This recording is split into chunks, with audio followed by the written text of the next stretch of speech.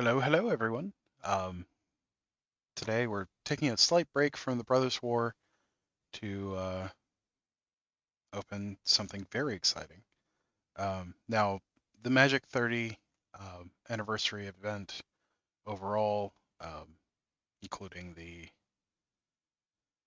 kind of ridiculous $1,000 booster packs that they did, was just a giant disaster. But one of the cool things that they did do were these countdown kits.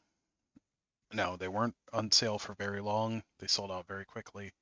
I managed to get my hands on 5 of them. This was kind of my Christmas present to myself, and a celebration of the 30 years I've spent playing, or almost 30 years I've spent playing Magic. But over the next few days, we're going to open one each. But let's show what we have. So we're going to open the first one and see what we get. Now, the reason I got 5 is I'm generally not a huge fan of foils. And since each of these had a chance to be foil, um, I was hoping that I'm able to get a full playset of each card without foils. So let's see what's in this. Let's be honest, you're going to open all of these at once. Well, I mean, for the first one, yeah. Oh, so apparently they come with a die. I did not know that. So that's a neat little surprise. Let's see what this looks like. It's a D30. It's a spin down D30. Um, huh. It's unusual. It seems to spin okay. So, got pretty standard Secret Lair packaging. It's pretty similar to what they had before they went to the new envelopes. So the box itself is a 2-part box, which kind of unusual. Be nice if this wasn't raw cardboard inside. Um, just a little finishing touch that I feel they should have done a little better on. But the foiling on the front is really cool. It's got like dots. So how you hang your boosters? So apparently there's a little thing with Pibblethip. And on the back of it, it shows a list of all of the sets that they've printed. Well, all of the major sets, I guess. So that's neat. And in here, we have different booster packs, one for each of the 30 years that was covered, and apparently a bunch of little hanger tabs. I mean, that's neat in the way that it's supposed to simulate an advent calendar, but I mean, I don't really know what I'm going to do with those. It'd be nice if they were sized a little better to fit in the box, but as with a lot of things in Magic lately, um, good concept, kind of meh execution. Let's see. So each of these apparently has a slightly different design. Also, it appears that some of the packs are wider than others, or there's some way that they're catching.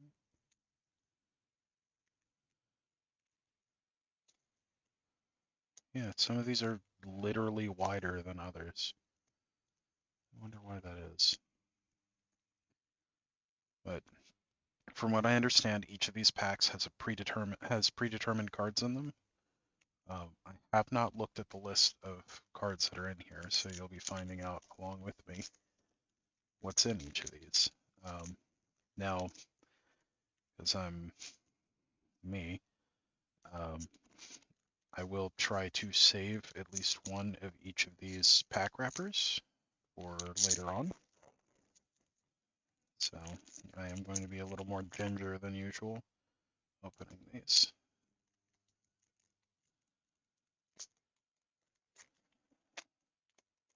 Okay, got a clean seam break there. Shivan Dragon. Oh, that's unfortunate. Seems like this was bent in transit. There's some kind of wear scuff on it. But a borderless Shivan Dragon. And actually,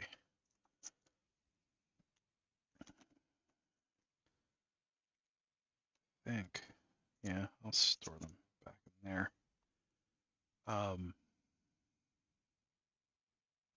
Yeah, we're gonna pull the camera in some.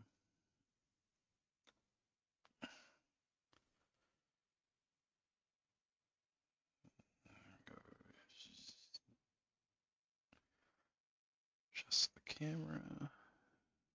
Zoop.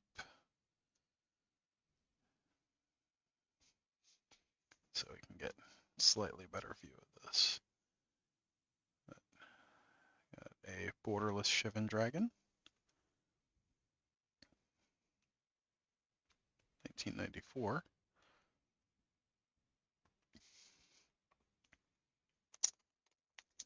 I'm guessing we'll get something from the Shivan Dragon, of course, being one of the cards that was really hot in alpha and beta. You know, at one point it was one of the most expensive, if not the most expensive card in the set. Now it's been printed so many times that unless it's one of those early printings in good shape, they're not worth a whole lot. But I remember early on, Shivan Dragon being $40, $50.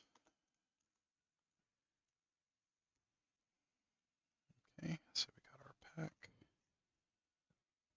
Let's see what we got. Mishra's Factory. So from Antiquities.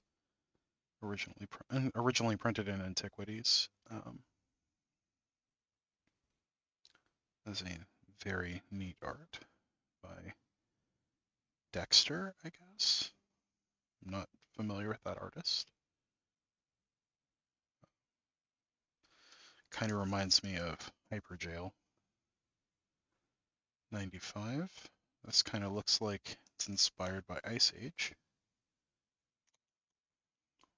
I don't remember if Ice Age came out, or I think it came out in the winter of 95, so that would make sense.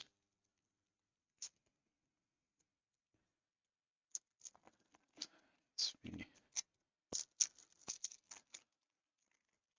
Apologies if this is painful to watch. I'm trying my best to be ginger with these packs because I want to keep them to possibly frame later.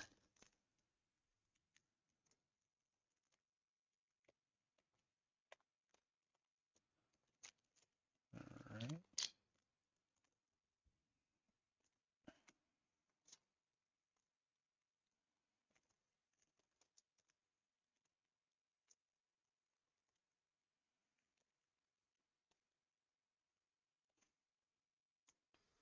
All right, from 95, we have Necropotence. Yeah, so that's definitely Ice Age. And that's in the style of, let's see, that's by Raphael let's see, Wachterowitz? In quotes, too many skulls. But kind of in the style of a death metal poster, or yeah, kind of a style of a death metal poster. I like it. It's rather fitting for Necropotence. Let's see, 1996.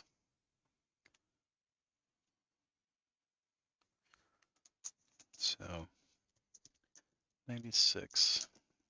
What did we have in 96? I think Alliance. Was Alliance 96? No, Visions was in 96. Is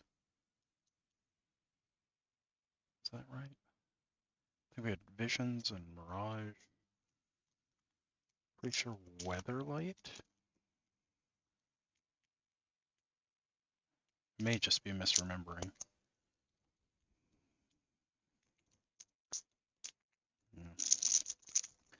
It's kind of hazy, but was 26 years ago, so.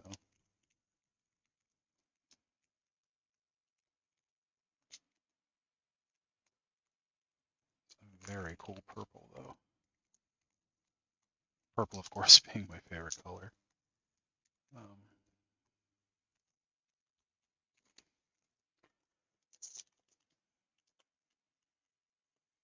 Used to be a joke that purple was going to be the new color of Magic, and they kind of did that with colorless when they changed that.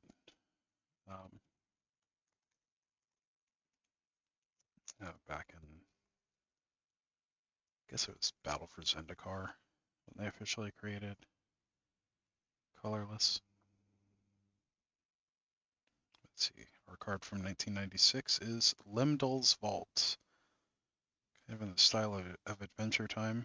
The art is by Wizard of Barge, and unfortunately, or I guess fortunately for people that like foils, it is a foil.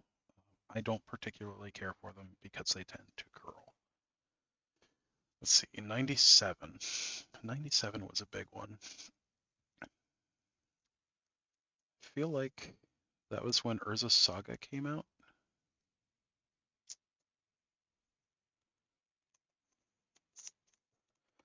And we wrapped up the Wrath cycle around that time.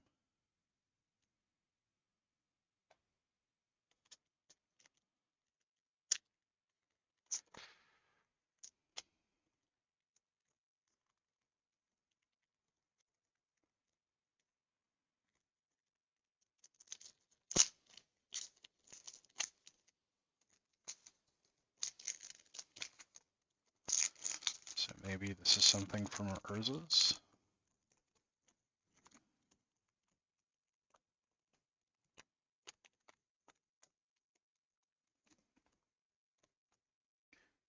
This feels like a foil. It's curled.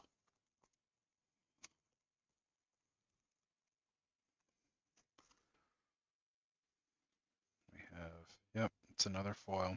Tradewind Rider.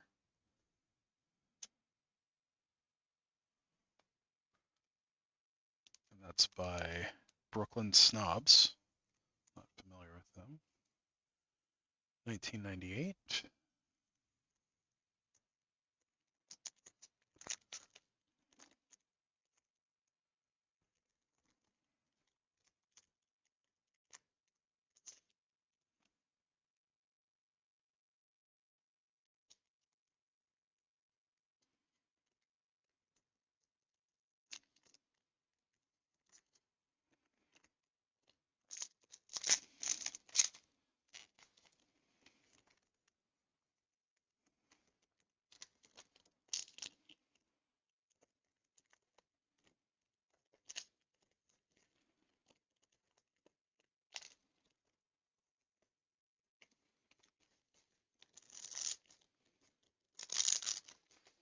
All right, let's see what we get from 1998. Oh, tore the back of it. Well, still good enough that I should be able to flatten that out. All right, this does not feel like a foil. From 1998, we have Smokestack. Oh, Smokestack is one of my favorite cards of all time. But that was definitely Urza's Saga. So maybe was Urza's Saga 98? I could have sworn it was 97, but also my memory is a little fuzzy from back then. This feels like a foil. 1999. And that art is by Jamie A. Zuverza? I love the art on that. It reminds me of some of the imagery from Pink Floyd's The Wall. Um, very surrealist.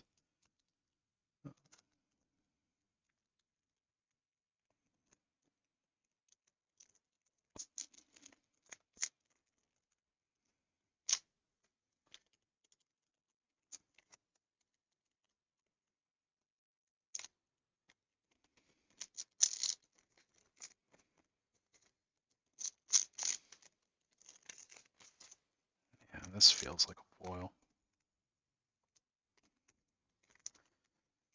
I hope it's not, though.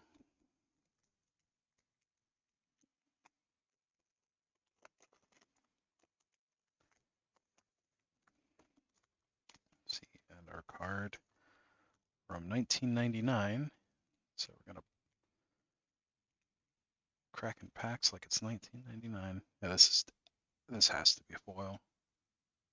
Squee Goblin Nabob. Yeah, remember using the hell out of Squee. Which, let's see, he was in Masks, wasn't he? Yeah, that was definitely Masks. So I guess Urza Saga had to have been in '98. Not sure why I thought it was '97.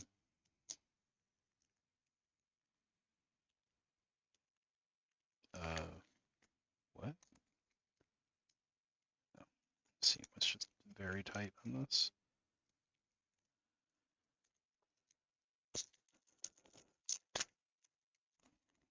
All right. Let's see what we have from 2000, the Millennium.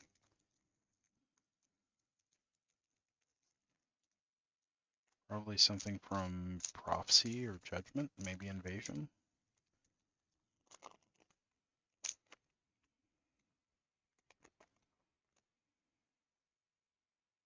Let's see, this does not feel like a foil. It's good.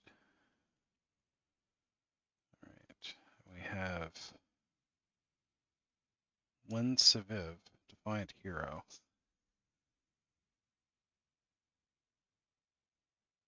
That wasn't it. Was that in Prophecy?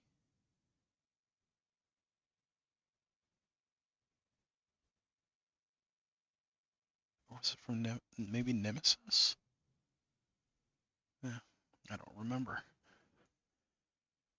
So, 2000 so far. Let's pull these up a bit.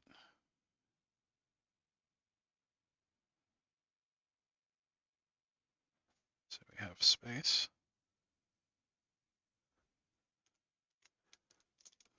Oh, Ship and Dragon came out of frame. 2001. A Space Odyssey. Dun, dun, dun.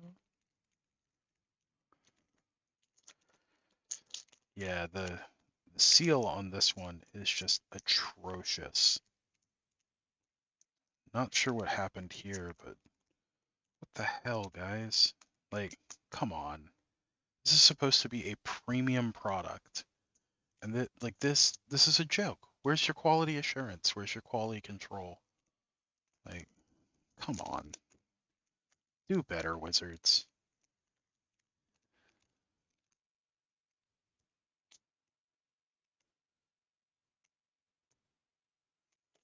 Like, this is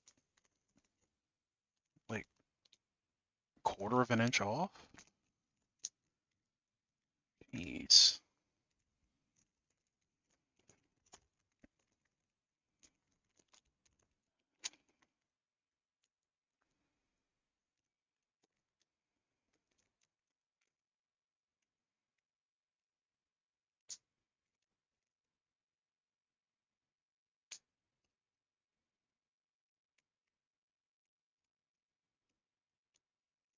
like considering that these individually were more than regular booster packs, and they have one card each in them,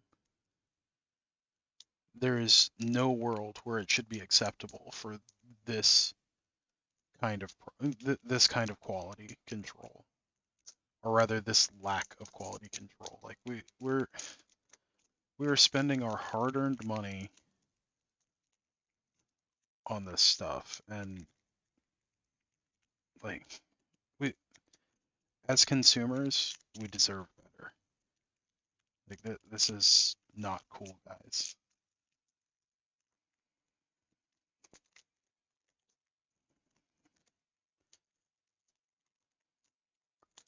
Like Wizards, this, come on. Like really?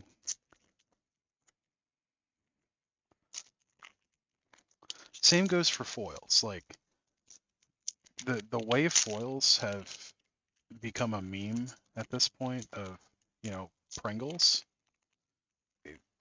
It's really not like it's meant to be and good fun, but it's a real issue.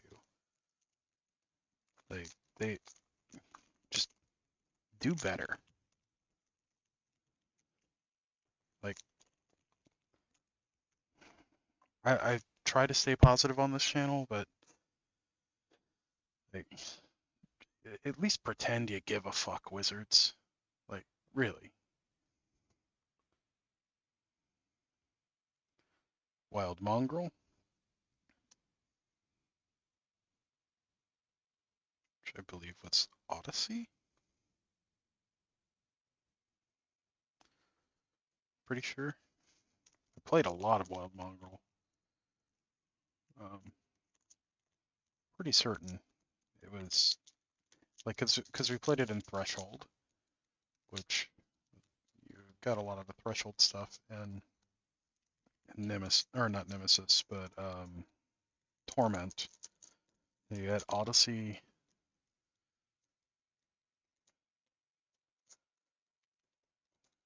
Odyssey, Torment. I don't remember what the third set in the block was.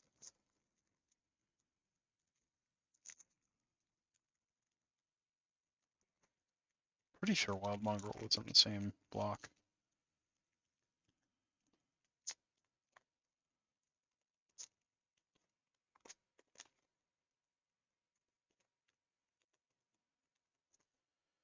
Yeah, we got another foil. This is from 2002.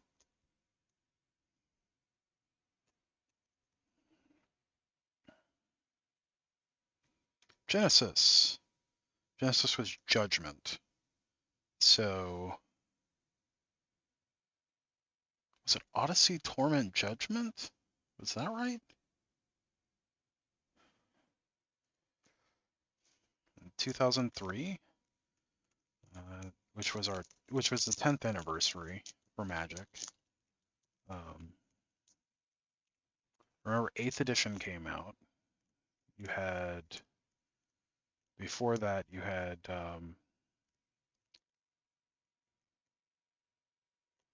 Onslaught, Scourge, and Legions came out earlier in that year. I think that's right. No, Onslaught came out at the end of 2002, if I remember correctly. They definitely had 8th edition that came out in the summer.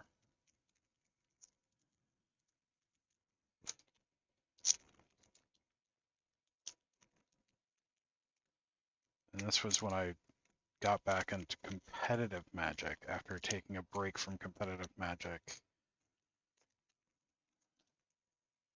for a little while.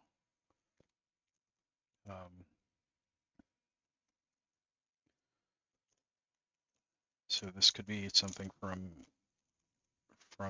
Onslaught block or from 8th or from potentially Mirrodin. When did Darksteel come out in 2004? 2003. I don't remember. But without further ado, let's see what we got. Chrome Mox, so Mirrodin. Okay.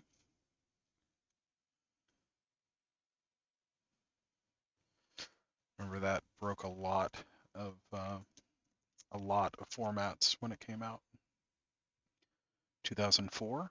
So you've got what do we have in 2004? We had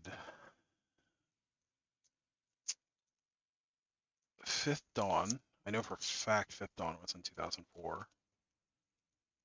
And we had Kamigawa.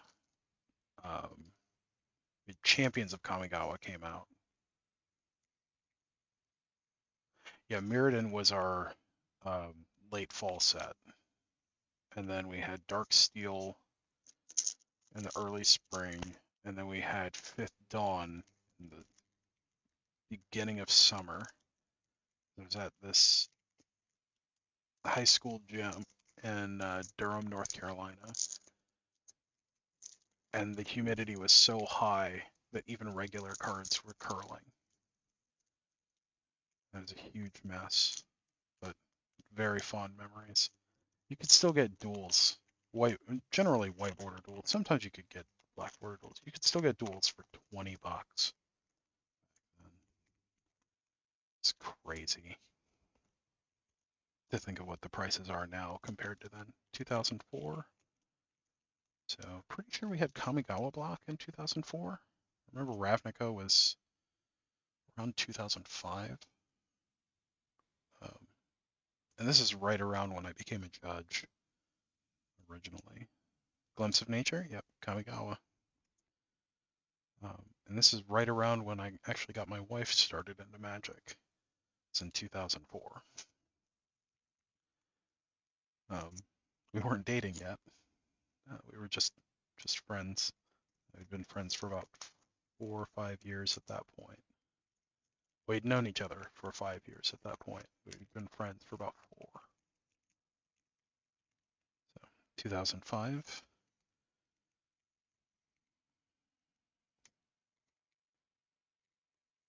So 2005 we had Ravnica. Well, we had Ravnica at the end of 2004, if I remember correctly.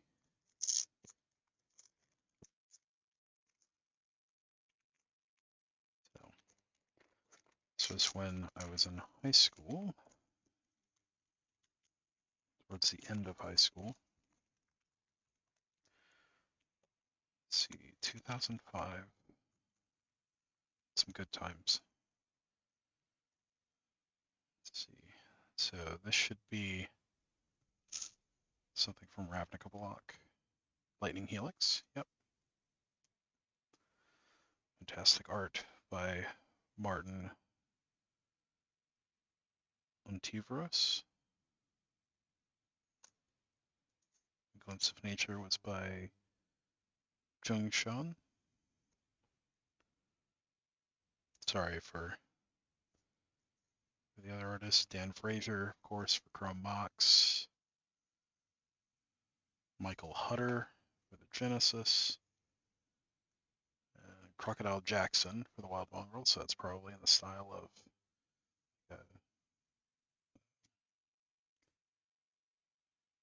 Sailor. God, I can't remember the name of them. So there's something tattoo.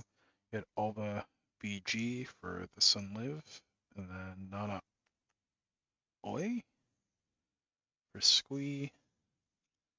And we covered who did the art for Smokestack. Like, I really loved the art that they've chosen for a lot of these. I especially love the Chrome Mox, but I'm very partial to the 97 border. But there's a special place in my heart for Glimpse of Nature and Lightning Helix. I played the hell out of those cards. So 2006, let's see, 2006 we had the rest of Ravnica block. We had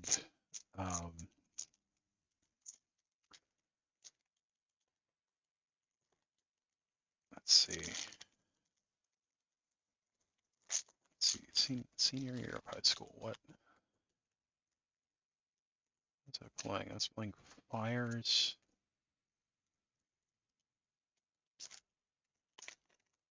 You had ninth edition came out between Ravnica and that, so I can't remember if 10th edition came out here. Time Spiral wasn't out yet, because Time Spiral came out late 2006.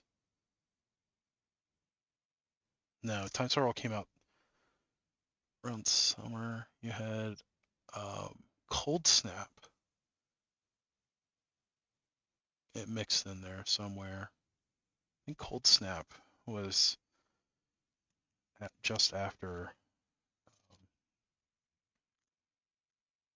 Ravnica Block. It's all so fuzzy at this point. Yeah, 2006. It's also when I ended up going to college. Yeah, don't remember. Yeah, Born in Hellkite. So yeah, that was, so yeah, Time Spiral towards the end of that. 2007. 2007 we had we had Planar Chaos and Future Sight came out, and we ended up with Bubble Hulk taking over a lot of Legacy during the summer. Well, Flash Hulk, actually. Bubble Hulk was later, because it was a variant of Flash Hulk. And the Zero spell, so the pacts had a really big impact on enabling Flash Hulk, because it allowed you to play consistently.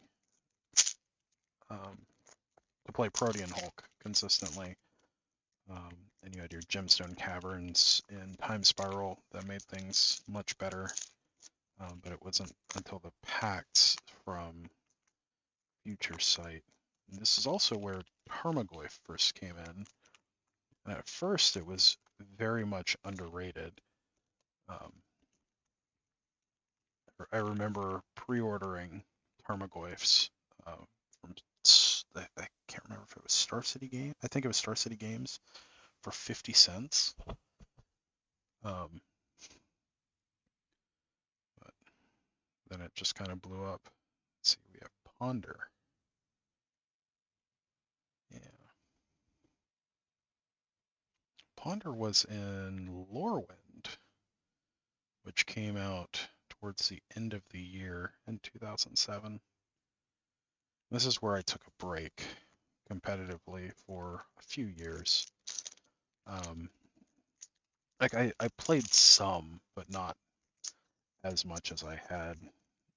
I was also, really starting my career and getting things moving.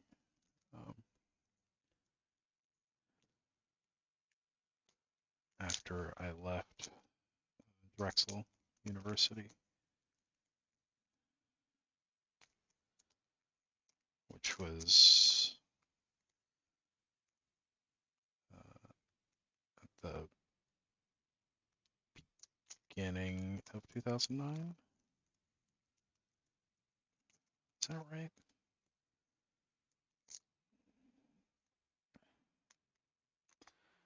Yeah, there was a span. No, it was towards the mid of 2009, I guess. There was a span where I was working in New York in 2008 for a few months. I was living in Philadelphia at the time.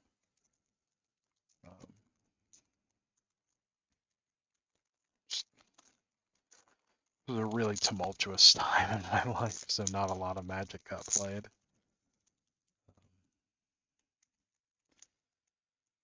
So let's see.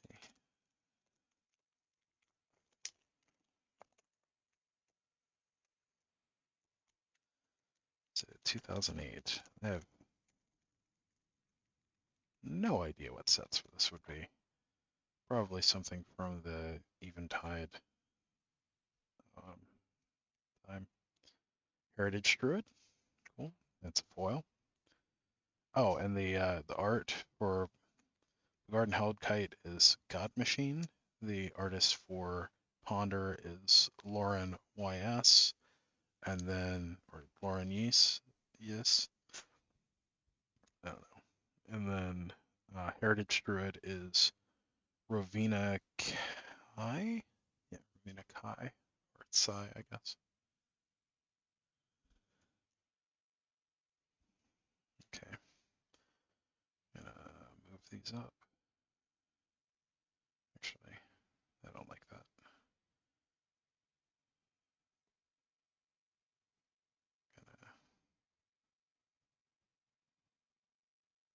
Gonna line these up this way so we can see what everything was. Line these up.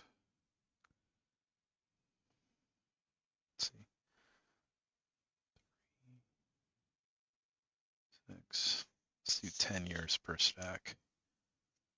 10.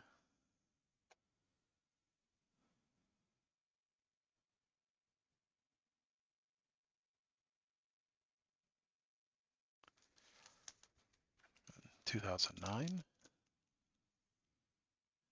Move these stacks down just a touch so you can actually see them. This is 2009.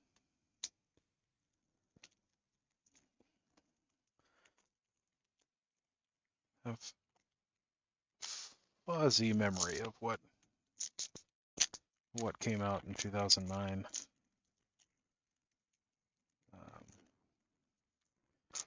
This was during my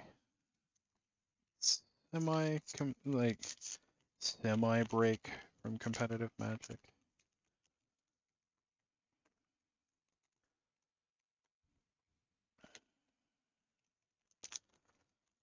Let's see. It's probably World Wake, I think it was. We have Blood Braid Elf. So it's about right. So we had Cascade. That came. That was Allura. I did come back a little bit during Allura. But Cascade itself, was that Shards of Allura, or was that? Let's see, it was Shards of Allura, Confluence, Allura Reborn. I think that was right. And then we had, was it Innistrad after that? In 2010? Can't remember if 2010 was that Innistrad block, or was that the the original Return to Mirrodin? This part of Magic is hazy. Like, I ended up playing a bit, but it's so hazy at this point. Um, gonna bet that's a foil. So, let's see. Sun Titan. That was in one of the M sets. I want to say that was M11.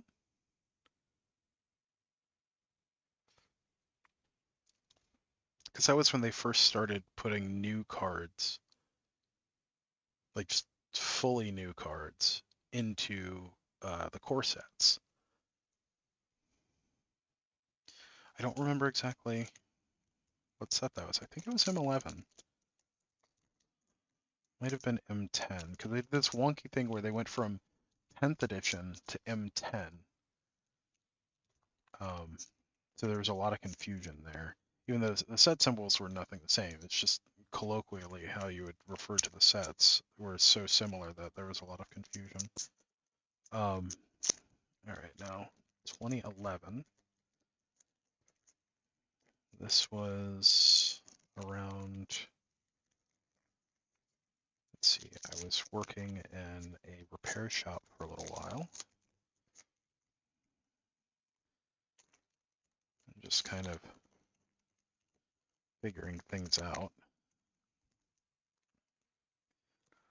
don't really remember what was in 2011. Birthing Pod. That was when we had Scars of Mirrodin and New Phyrexia, and Phyrexian mana just warped everything.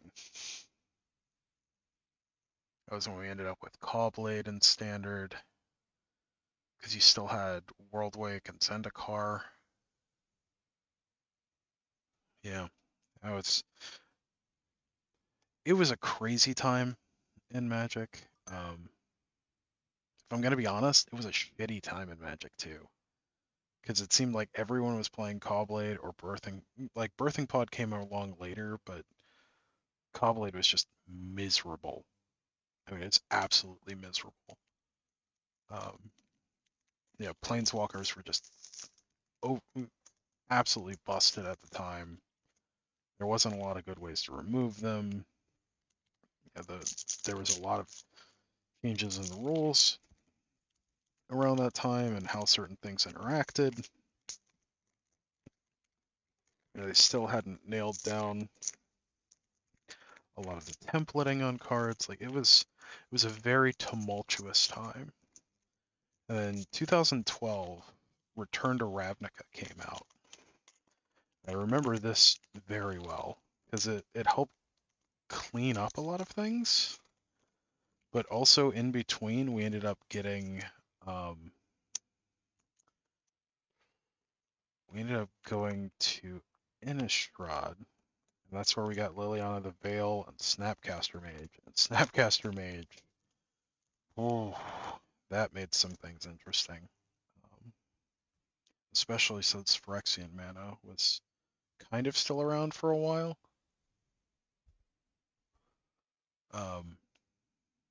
Yeah, it was an interesting time. 2012, we have Deathrite Shaman, speaking of which, from Return to Ravnica. Alright, so we've made it through the first 2 decades of Magic. Uh, childhood slash adolescence into coming into adulthood. A lot of pain in here. A lot of pain in here too, but this was the crazy days of Magic. This was the Magic figuring itself out. Now we're getting into Magic going into its weird 20s. So let's see what we have for the 20th anniversary of Magic in this. Let's see. So we've got our first. Yep, there are 10. 10, yeah. And 2013 was an interesting year. It's the year that I bought my house and moved to High Point, North Carolina. And started going to my current LGS. It was actually at a different location. What's funny is the location that it had previously was the location of an LGS that I frequented back here. Used to be called DJ's Cards and Stuff. And then that closed down. And then there was another shop in between. And then Gaming Underground took over the same location several years later. In 2013, well, 2012 was when I really started going there, if I remember correctly. And then 2013 was when I started going there regularly because I bought my house in High Point and it was, 15-minute drive from me. So let's see what they have for this. Elspeth, Sun's Champion. Love, love, love that retro border too. Okay. 2014, let's see. Good. Elspeth is 2013. That was. I don't remember what set Elspeth Sun's Champion was in. Somewhere in here is Theros. I think 2014 was when Theros came out. I actually missed Theros block for the most part. I only went to a couple of competitive events, and I didn't really have a chance to do Friday Night Magic, um, because because the job I was working at, I was working a lot. And then I ended up leaving that job in March and went to work for High Point University for a little while, which wasn't a great fit. Let's just leave it at that.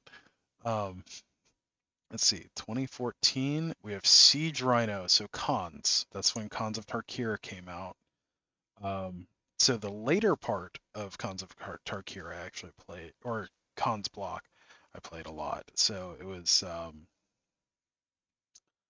let's see, you had Cons of Tarkir, then you had Fate Reforged, I think it was. Yeah, pretty sure. Yeah, Fate Reforged, and then Dragons of Tarkir. And Dragons of the Fate Reforged um, pre-release was when I came back more so into competitive Magic and started, really getting into it again. Was able to reconnect with a lot of friends that I hadn't seen in a while, and I started, regularly playing at Gaming Underground. Was playing a lot of 5-color control. Um, then when um,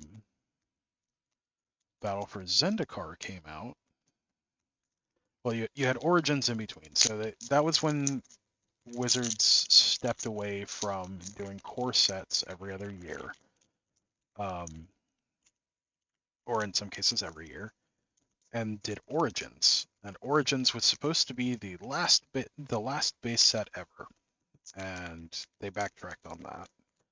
But that was also the end of the block system, um, of the three set block system, which, if I'm being honest, I think was one of the most impactful design mistakes that Wizards has ever made. Stepping away from blocks broke a core design strategy of the game, and it it hasn't felt the same ever since. Which is to say, for the last 7 years, there hasn't quite been the same um, holistic vision to sets, or blocks rather, um, and even sets themselves. So they felt much better constructed and put together, and much more synergistic when there were blocks. Because a set on its own may not have been exactly great, but the blocks together really completed the vision overall. And you didn't have these massive sets of 400-500 cards that we have at this point.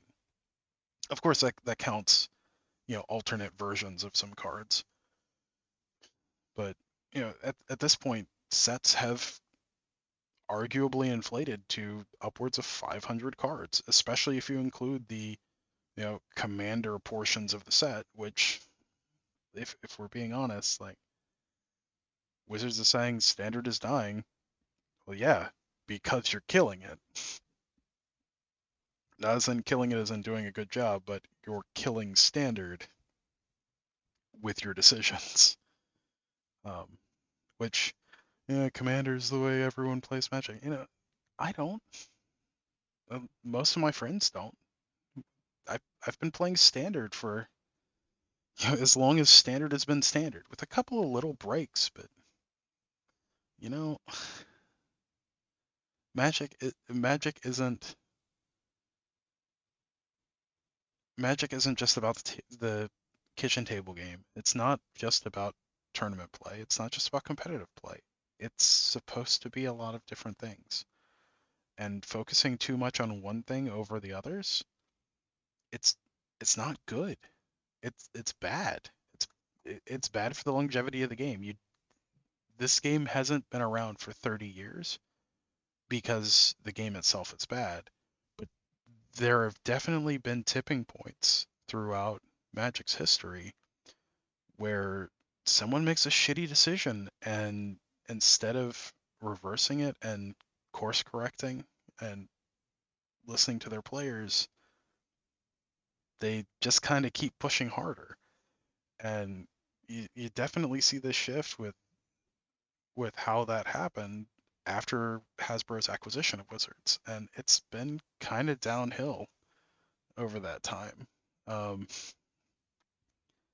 and I love Hasbro products.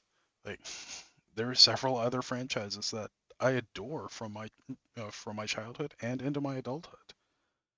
But that's neither here nor there, I guess. 2015, Dragon Lord Ojitai. That I used that card so much as a finisher. Um, and again, Dragons of Tarkir in 2015. Let's see, then 2016. 2016, we had. I want to say Kaladesh was in 2016. Um, let's see, you had Battle for Zendikar and Oath of the Gatewatch. Then you had Kaladesh and Aether Revolt. And then, yeah, so this should be something from Kaladesh, Aether Revolt, maybe something from Battle or Oath.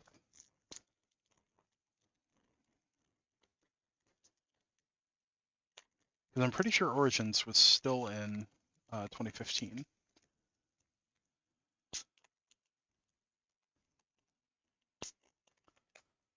Yeah. Oh, another foil. I can immediately tell it's a foil as soon as I touch it, even without really looking at it, because it's curled. That's ridiculous. Like these are fresh out of the pack. Like what the hell?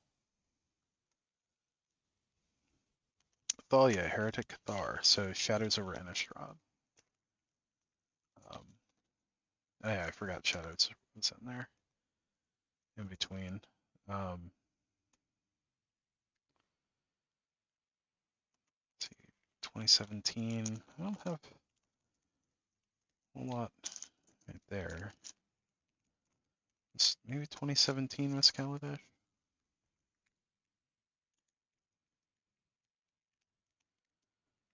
Uh, Kaladesh definitely had its problems. Energy was way too aggressively costed,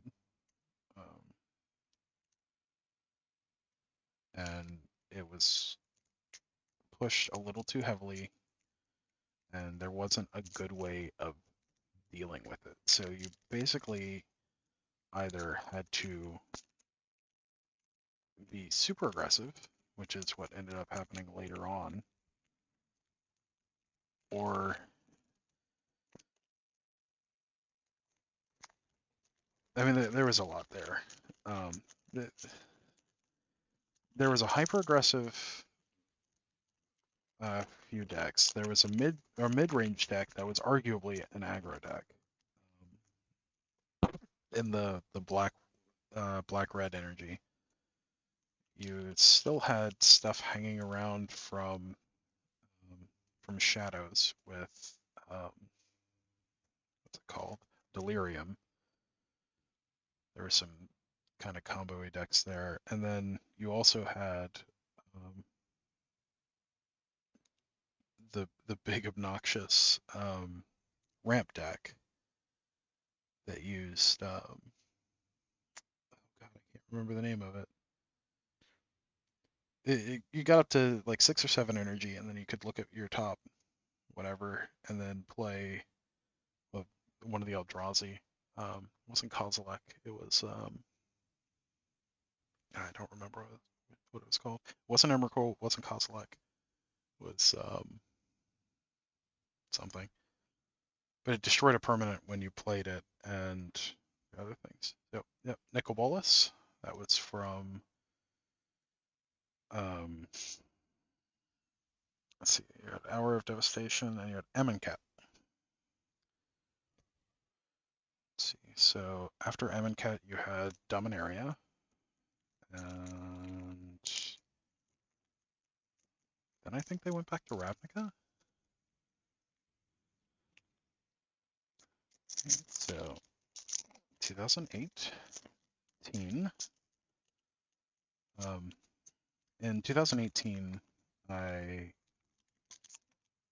the summer of 2018, I switched jobs and started working in Charlotte.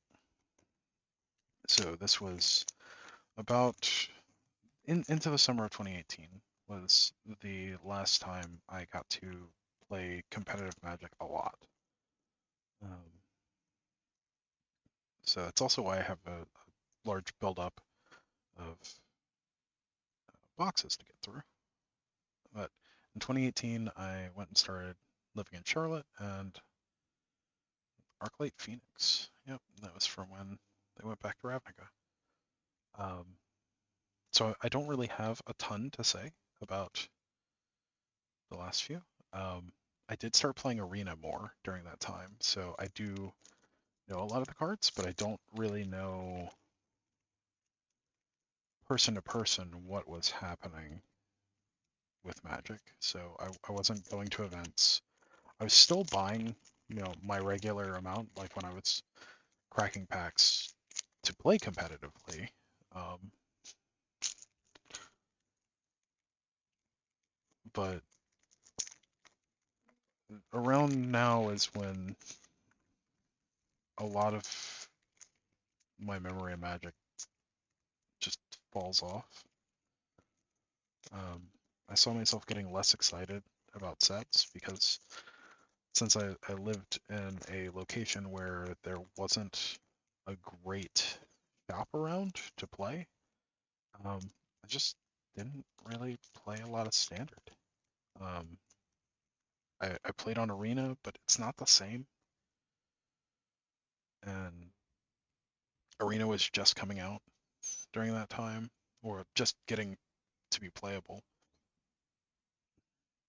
And although I have a significant MTGO collection, like I don't really get on there much except to play Pauper, Legacy, and Vintage every now and then. But I'm an old fogey when it comes to Magic. I love playing paper Magic. Um, Magic just isn't the same without paper Magic. So let's see if Emery. Now, my wife was actually super excited about. Um, oh God, what was it called?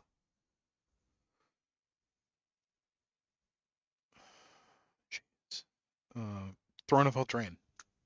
Um, we actually bought the Mythic Edition bundle that happened with it, and I still have um, several collector's packs and gift boxes that I'll end up opening on this channel.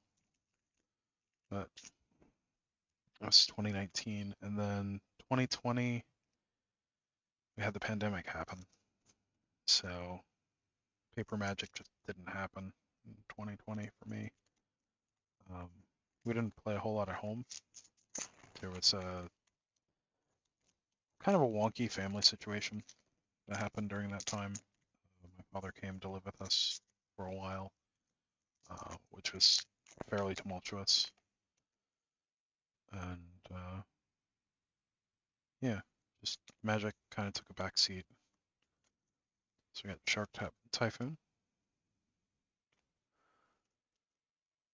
Let's see, and 2021, so last year, um, had another job change. Um, throughout the pandemic, I was able to work remote, um, but I ended up leaving Bank of America for Wells Fargo, and it's an interesting change. And I found a really great team that is full of fantastic people, and I had the privilege of working with them for about a year and a half. Contract with that ended at the beginning of November, so a month ago today. Um, so, an interesting time, 2021. Let's see, we ended up with Elite Spellbinder.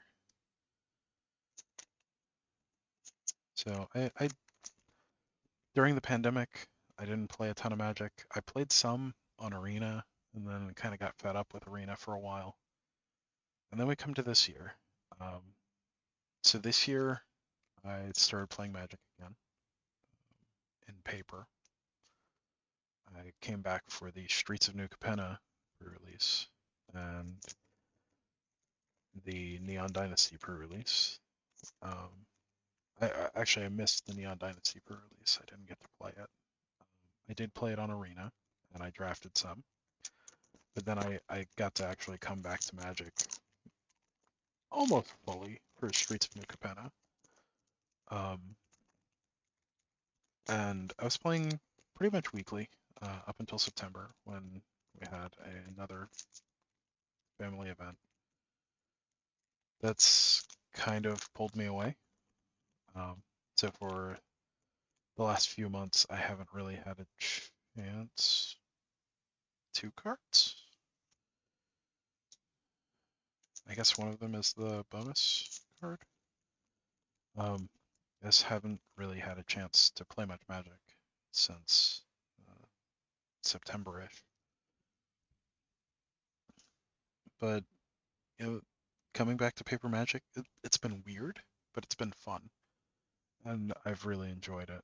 So that's also why I started this channel. Huh. Lotus Field. So Nashi, Moon Sage Scion, that's from Neon Dynasty, which I love Neon Dynasty. I think its design space is fantastic, and it's just been amazing overall. Um, so yeah. Oh, I was kind of ranting. I completely forgot to go over the artists for the cards. Let's see. Yeah. So Heritage Druid was the last one I went over. Ejiwa Edge Ebenebe. I apologize for butchering your name. Let's see. We have Justin and Alexis Hernandez, the Sun Titan. We have Wooden Cyclops with the Birthing Pod. We have Mark Riddick for the Deathrite Shaman. Let's see. Then Elspeth Sun's Champion is Rebecca Guai, who is quite possibly my favorite Magic artist of all time. Um, it's kind of a tie between Rebecca Guai and Richard Kane Ferguson, and possibly like Dan Frazier's really high up there. Brahms really high up there. Like there's a bunch of artists that it's really hard for me to pick, but I love the Elspeth. And then we have Cat Dirty with Siege Rhino. Dragon Lord Ojai is Yukio Shimizu or Shimizu. Shimizu. Apologize. I apologize for butchering your names. Let's see. Then we've got Rosemary Valero O'Connell for Thalia Heretic Cathar. And for Nicol Bolas, we have Uta Natsume.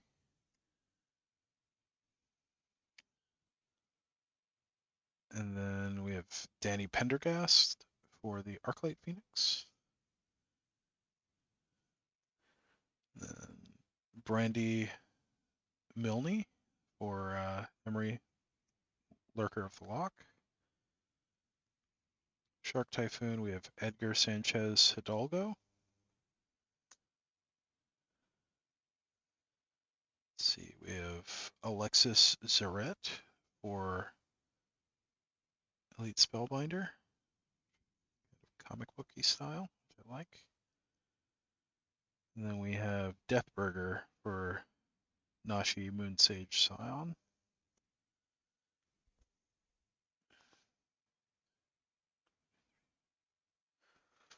And then moving into the future, we have Lotus Field by Zuok. Ziok? Yeah. 30 years of magic. Right there. So, thanks for joining me on this this trip down memory lane.